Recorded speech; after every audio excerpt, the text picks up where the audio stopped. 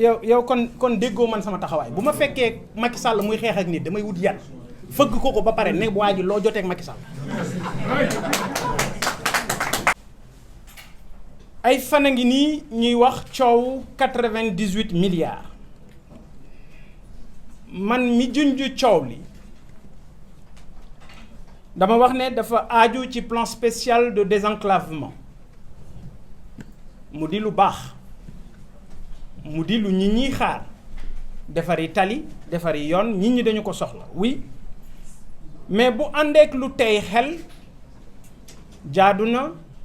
ñu jàkkaarloog sénégalais yi leeral bi ci njëkk mooy ne dañu leb xaalis ci turu sénégalais yépp ñu war ko fay mu toll ci 98 milliards 98 milliards yooyu damay fàttali rek ne président Macky Sall mooy ki signé garantie bi jaare ko ci benn lettre bu ñuy wax garantie souveraine de l'État moom Macky Sall mu signé ko le 6 janvier 2022 xanaa buñ ne président signé na ko am na garantie souveraine ñu ne kon jaar na yoon waaw loolu lay nirool waaye li garaaw mooy xaalis bi dañ ko leb ci suñu tur ñun sénégalais yi xaalis bi yegg si Ndakaaru yoon ba xaalis bi waroon jaar dugg ci keesu état bu Sénégal muy trésor ñu rocc ko dugal ko ci beneen compte boo xam ne ab société privée moo ko moom lépp ñëpp mënee su koo teg ci lenn kenn et malheureusement loolu mooy interrogation bi nga xam ne tey moo lënt ci suñu xel ba ñu koy laaj li ñu laaj mooy ana xaalis bi waxuma ndax marché bi jaar na yoon leb bi dañu ko fas yéene def ko indi xaalis bi Sénégal mais xaalis bi demul ci poosu état bu Sénégal dañ ko jox benn société bu tudd ASGC et xëy na ci biir question yi dinaa ci ñëw pour wax li gën a garaaw mooy société boobu dafa nekkoon ci ñi nga xam ne ñoom ñoo doon lijjanti leble gi ñu jaar ci ginnaaw jël société boobu jox ko marché bi pire ba yëf yi nee teel ñu jël xaalis bi ne ko yow comme yaa ko lijjanti am téyal xaalis bi en toute illégalité donc yamul foofu parce que bu fekkoon ne leneen li garaaw ci xaalis boobu mooy dañu jël xaalis bu Sénégal leb ñu def ko ci compte société privée ba pare jaar ci ginnaaw jël xaalis bi lebal ko banque bi xam nga 98 milliards ku ko lebalu banque bu doon ne chaque jour mu jox la milliard bu ci nekk mu fay la ci 50 000 sax léegi sa bamba maase ñu jël xaalis bi def ko li ñuy wax DAT dépôt à terme muy sotti ay intérêt boobu xaalis bi di jur ñu ubbi compte ba tey ci turu Sénégal loo xam ne ministère des finances bi yore xaalisu réew mi yëgu ko ba pare jël benn jegeñaale Mansour Faye jox ko ne ko moom moo yor signature koo xam ne ci ordre Mansour Faye lay wéyee jox ko ni ko téyel signature bi et li ñuy wax ci loolu mooy li gën a garaaw mooy xaalis bi ci contrat de crédit bi dañ cee wax ne l'agent assignataire ki war a yore xaalisu leb bii ñu leb du kenn ku may trésor public gu Sénégal donc il faut ñu déglu wax ji xaalis bi biñ koy leb le contrat de crédit dafa wax ne xaalis bi bu yegsee Sénégal le comptable assignataire mooy trésor public moo war a yore xaalis bi xanaa kon beneen jalgatee ngo may wax ne man du ay nit ñoo ma intéressé man Sénégal moo ma intéressé man ëllëgu Sénégal ëllëgu suñuy doom suñuy jarbaat suñuy sët moo ma intéressé parce que xaalis boobu ñun ñoo koy fay wax naa leen ne leen xaalis bi ñu ngi ko def ci compte bu nekk ci FBN Bank jox naa leen numéro compte bi intérêt ya muy rotal ñu jël ko ubbi compte ci turu état wu Sénégal boobu tamit jox naa leen turu compte bi c'est toujours au nom de l'état du Sénégal waaye boo ñëw ci sama kër di fa tabax kër boo ñëwee sama kër di fa tabax néeg xanaa di nga ma laaj mënoo jël xaalisu Sénégal di gañeloo Sénégal xaalis te ministère des finances yëgu ko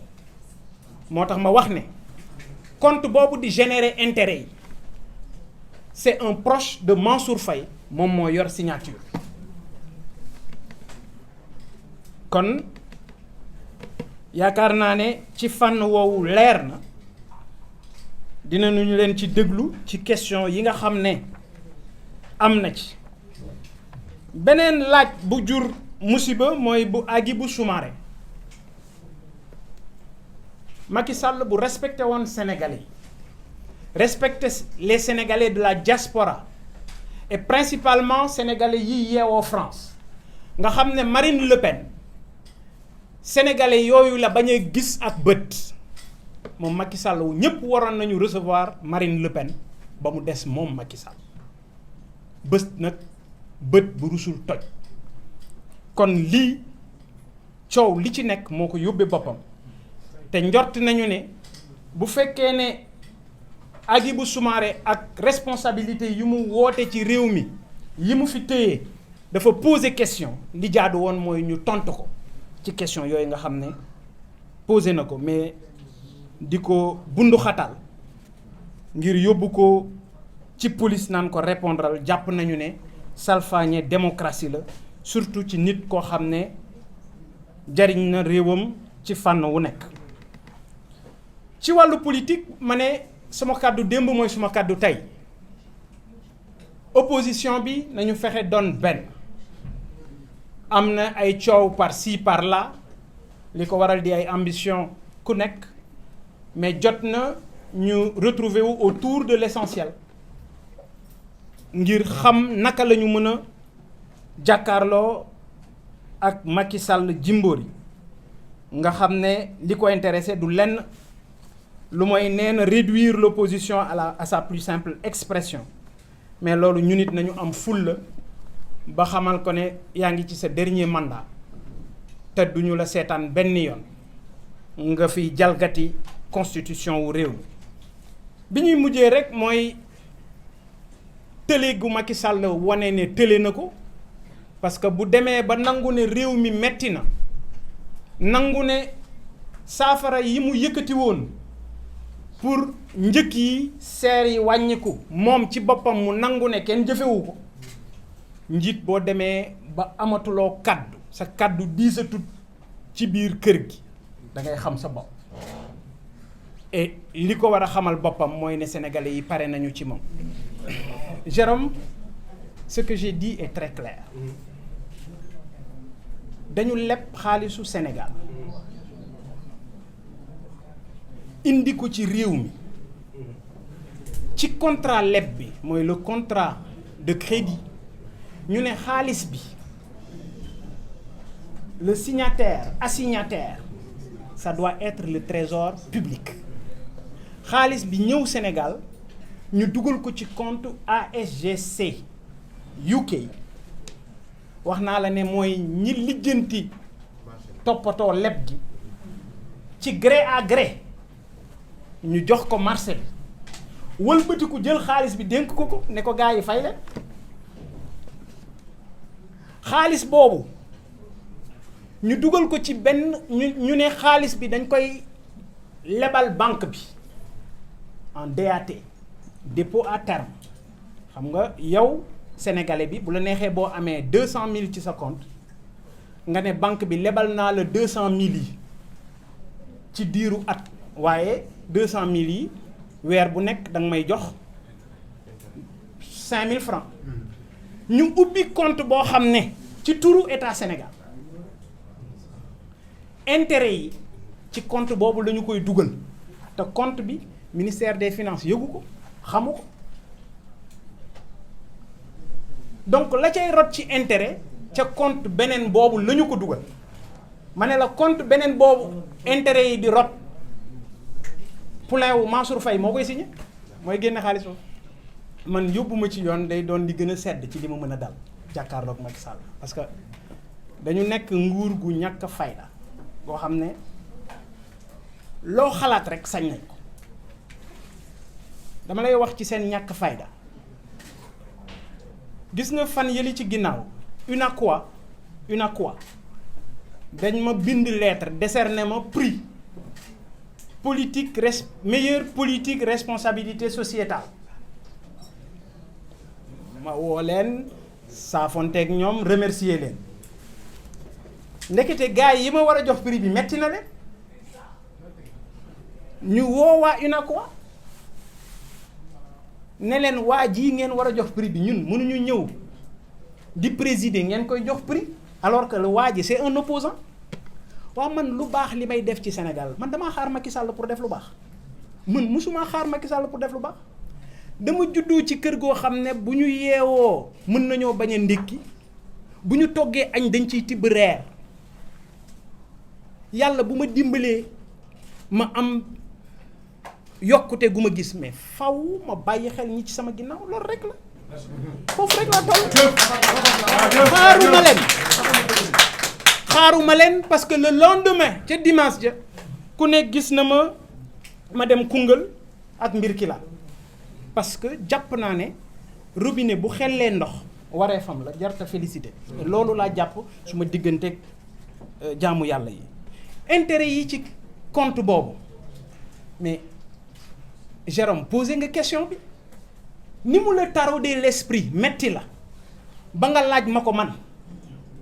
mais looloo ma metti man ba may woo micro yi takk rajo moo tax ma ne man werantew ma nañ ma wax ani xaalis bi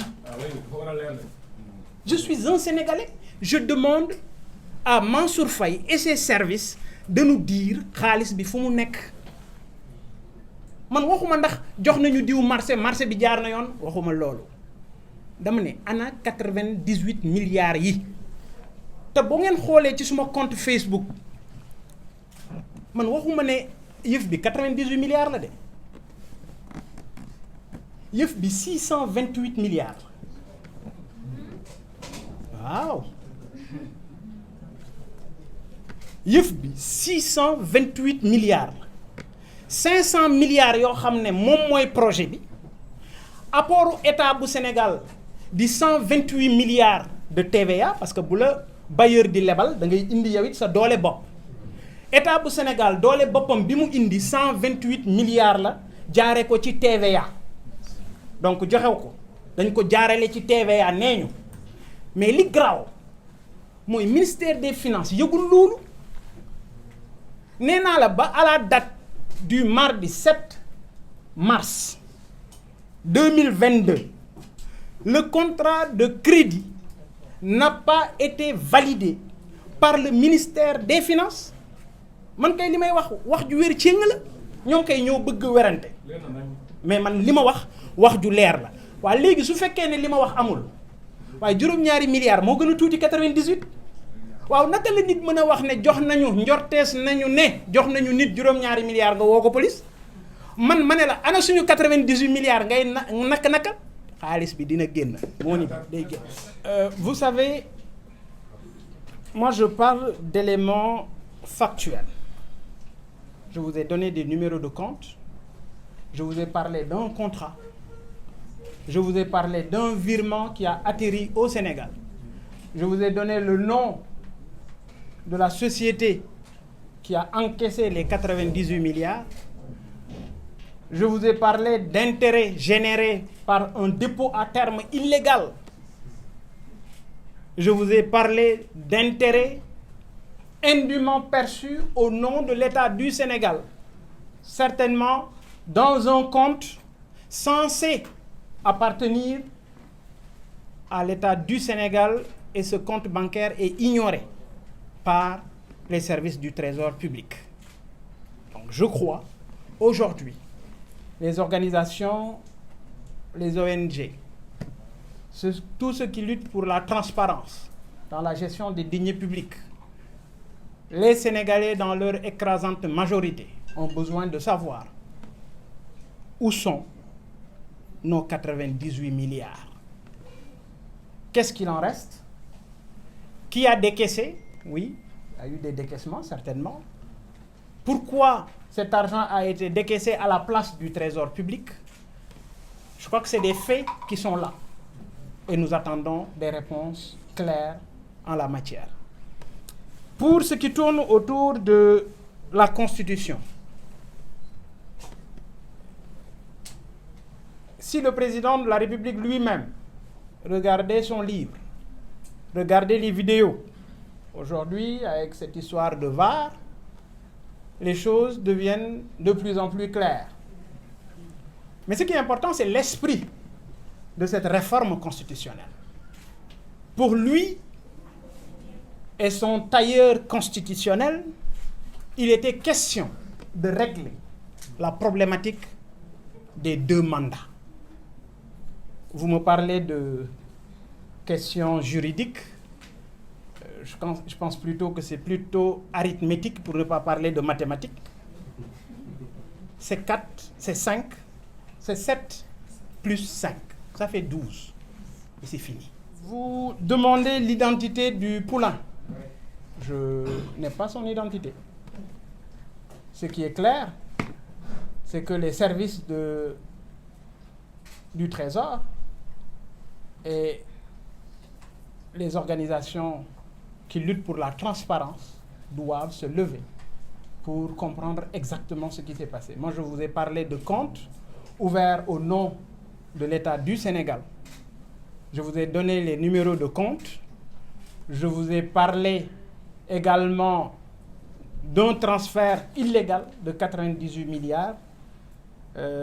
Pour plus d'informations, c'est pourquoi j'ai organisé cette conférence de presse pour être mieux éclairé. Donc je suis au même niveau d'information que vous. Mais ce qui est clair,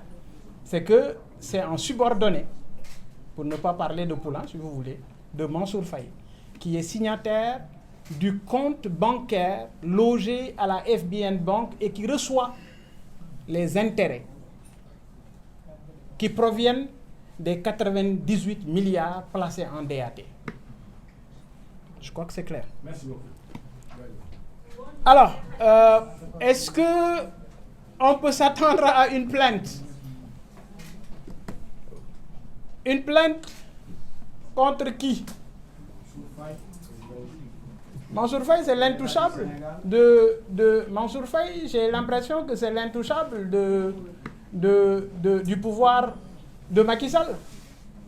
Rappelez-vous, en 2019, j'avais fait une lettre ouverte sur le projet d'adduction d'eau Gorom-Lamsar, 800 milliards, financé par la Banque islamique sur fonds perdus. Ana Khalis Bobo. 2019, j'avais posé cette question. Basank Bataille, il n'y a pas de réponse. Mandouma Wahantou. L'initiative de l'opposition, vous savez, moi j'ai dit, j'apprécie et je suis partant pour toute initiative tendant à barrer la route au président Macky Sall. C'est pourquoi d'ailleurs j'invite l'opposition, comme j'ai eu à le dire, de se réunir autour de l'essentiel et de faire focus pour le combat, ou ce combat qui va permettre à Macky Sall de ne pas se présenter en 2024, Inch'Allah, parce qu'il est hors de course et il ne doit pas être sur la ligne de départ. Et j'apprécie toute initiative tendant à lui barrer la route. Adia, merci. Sur la vous êtes nuancé. Sûr. Sur la plainte, j'ai dit que vous êtes nuancé. Non, il n'y a pas de nuance. Ce qui est clair, c'est qu'aujourd'hui... Oui, allez-y. Non, mais je dis, Mansour Faye est un intouchable. C'est ma conviction. Mais j'informe, en tout cas j'invite l'État du Sénégal à éclairer les Sénégalais. jàpp naa ne bi gën a leer mooy sénégalais yi xam ne seen 98 milliards leb nañ ko te am na fu ñu ko dugal fu ñu ko warutoon dugal xam nga li leer mooy yow da nga leb suñu xaalis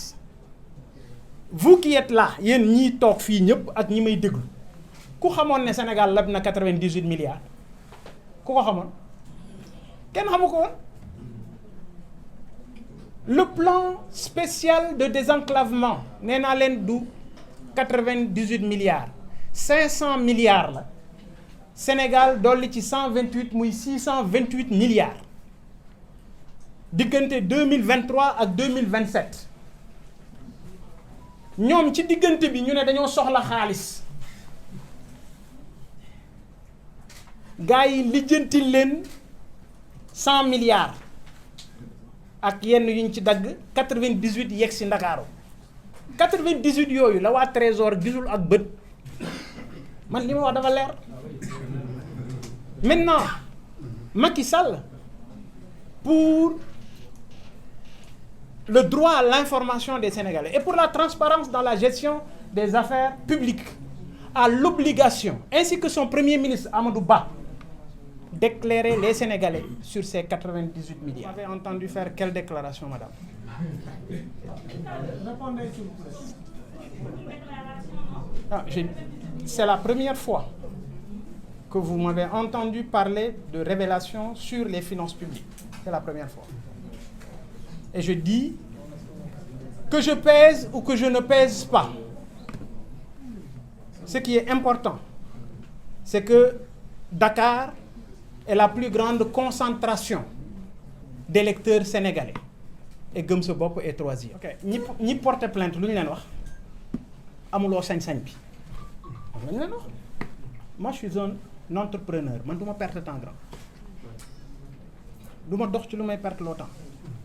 par contre sénégalais yi war nañu xam nous allons les informer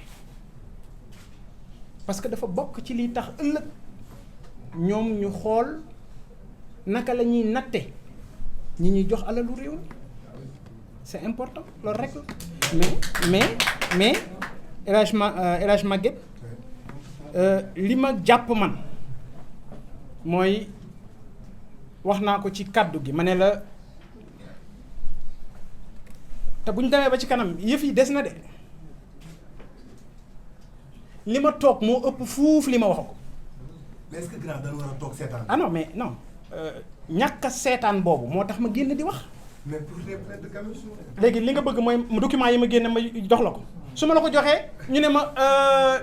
recel de document administratif du ma recel waaye dinaa wax.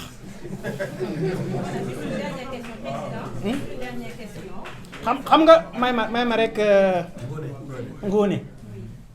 xam nga li ma la wax nii du waxi caaxaan man dama la jox ay firnde yu leer garantie souveraine bi Macky Sall signé ci projet bii xam nga ku ko jox note bi c'est la Cour suprême Cour suprême ñoo jox Macky Sall note bi tax mu def moom garantie souveraine bi dama la jox ba jox la date bi mu ko signé ne la ba mardi bii ñu weesu mardi 7 le ministre des finances signé gul approbation contrat de crédit bi lambaatuma de bay non ma ne man sama walis pare na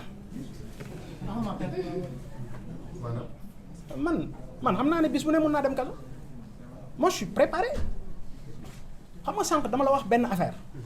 dama ne la sur 1000 sénégalais yu nekk ci suma position man yàlla dimbali la ngay mos di mosle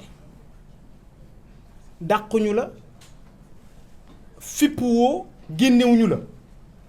nga xool état ba mu neex la nguur bii nga ne leen doyu leen ma ànduma ak yéen sur 1000 Sénégalais 999 yi duñ ko def déjà ana général moom fii lay nekk boo waxee mu ne ma président man bu ma amoon 10% ci li nga am damay takk ay jeeg di lekki ginaar mais comprendre ne Sénégalais yi suñu doom yi jar nañu lu ëpp loolu comprendre ne suñu seeni jarbaat yéen jar nañu lu ëpp loolu donc Ngoné, pour répondre à ta question je suis prêt duma tooñ parce que dama naqari deret boo fàttalikoo ci misaal waa tribune bi ñu fi bindee benn imam ne nga baal ma boroom ñaari tur yi la bi ñu leen condamné bi ñu ñëwee di ramasser bagage su tribune dama ne leen bàyyi leen ñu jël lépp et li ma ci jublu woon mooy njàngale yonent bi nit boo nekkee ak moom bu tooñee xamal ko ne ko yaa tooñ buñ ko tooñee taxawal taxawaay bi war moo tax ma bëggoon leen xamal ñoom ne waa tribune sama waa kër lañu ma ne leen da ngeen tooñ parce que li ngeen bind ci baayu jàmbur buñ ko bindoon kenn ku nekk ci baayam di ngeen am lu leen metti moo tax ma seetaan loolu donc c'est juste pour vous dire li ma fi wax lépp asakay li ma xam la mais jàpp naa ne sénégalais yi ñoom war nañu xam parce que rien que pour information bi yow nga xam ne suñu 98 milliards am na fu ñu ko jaarale et li tax ma def alerte wax naa leen ko léegi imam du 98 milliards yi juin 400 milliards moo war a ñëw wa juin bii ñu jëm ci ñi lijjanti xaalis bi même contrat bi la c'est un contrat nee naa la de 2023 à 2027 628 milliards la ñu soxla stuut ne nañ ñu jox stuut gars yi mosal leen ñu ne ko tungaañ seet fu ñu ko jaarale jaarul ci compte réew mi waa léegi 400 milliards war a ñëw yeneen en juin waa léegi ngeen bëgg man ma toog te du ma ci wax